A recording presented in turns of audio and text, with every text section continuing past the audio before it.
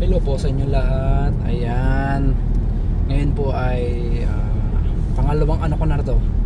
Pangalawang autumn ko na po.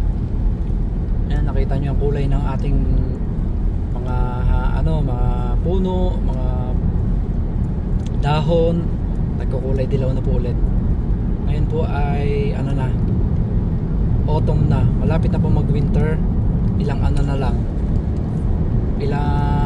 linggo na lang at winter na po ulit. Nakikita nyo naman. Yan. Nakikita nyo naman po. Magalaw lang yung camera kasi malambot lang yung ating stands, ang ating phone holder.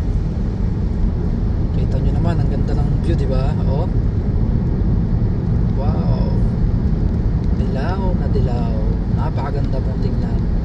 So yan, shout out po sa lahat ng mga panonood dito at daraan sa ating napakasimpleng video sa daily life here in Finland, our daily life in Finland.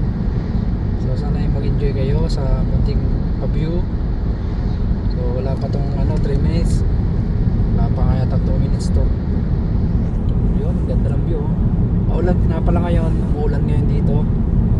Medyo madulas, tapos malamig. Temperature po dito ngayon ay 4 degrees Celsius, napakalamig.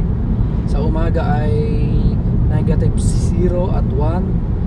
Na sa umaga, nagpupuros na yung mga halaman. Ayun, ang ganda ng view. Tingnan naman guys, oh. Napakaganda po ng view. So yung iba hindi pa masyado nagdidilaw. Yung mga pine tree, hindi talaga nagdidilaw yan. So yun lang, 2 minutes na tayo and bye bye, keep safe always. Maraming salamat sa palaging panonood dito sa ating isang channel na to, Nyox Personal Vlogs, and bye bye. Update po ulit tayo sa sunod. Ito, say hey.